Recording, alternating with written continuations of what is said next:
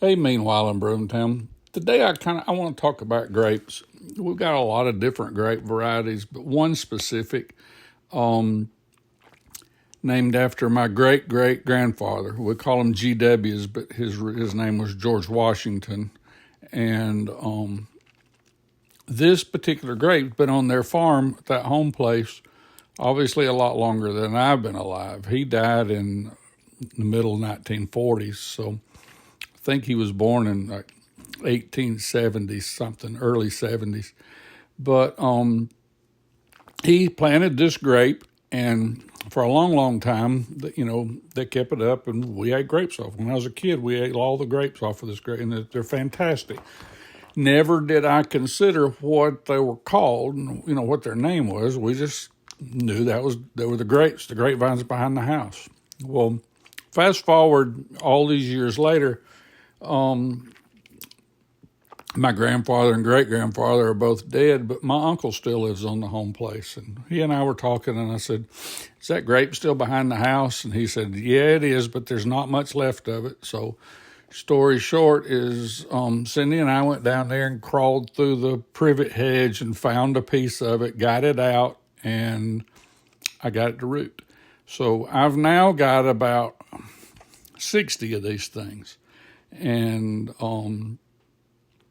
I propagate them every year, and that's what these pictures are showing you is how I take the cuttings. They're hardwood cuttings. They're not soft green. And I dip them in the clone gel, split the ends so that there's more contact with the gel, and put them in dirt, pot them up. And it usually doesn't take long, 5 or 6 weeks for everybody to root, to have green shoots. This Clonex stuff is amazing. I used to get about 50%, and I get about 95% now. So this, I guess, is my contribution to keeping a species, a variety of grapes going forward. I know this grape was planted here on my granddad's home place.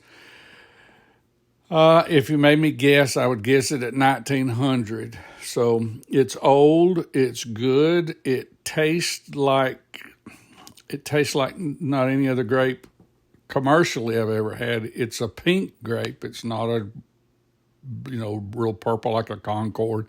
What I found out later doing some research is where we are in the foots of the Appalachians, they didn't go to the store to buy grapevines or any kind of plant like that. They saved seeds, heirloom seeds, tomatoes and corn, everything like that. They were self-sufficient, but grapes were probably harder. And these grapes were sold out of the back of a wagon in little towns dotted all over the southeast, and specifically in the Appalachian Mountains, because they grow really well here. And I've come to find out through a whole lot of research that they're called lutees. And the lutees were popular in the mountains, and the taste is superior to any other grape, but they don't have the shelf life. So, if you were going to plant a whole vineyard of these and you were going to ship them on, rail or whatever to somewhere else, like you would do fresh fruit, like peaches or something, they don't have a shelf life at all. You pretty much have to do something with them the day that you pick them, or they get off. It's called foxy, but they lose the prime flavor.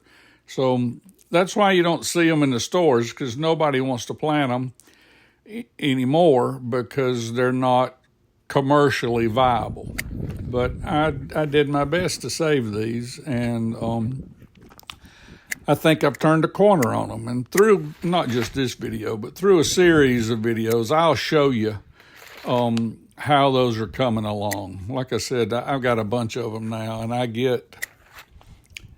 don't know how many. I get about 50 to 70 pounds of grapes a vine. So you can kind of do the math. There's a lot of vines, and they're absolutely wonderful. We pick them and freeze them.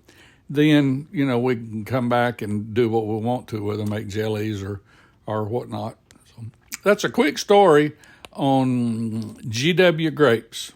Thanks to George Washington, and I'll probably even throw a picture of him or two in here so you can get an idea of this fella that thought enough to plant the grapes, and all my forefathers, grandparents, and uncles thought enough of them to keep them going. So that's what I'm trying to do too.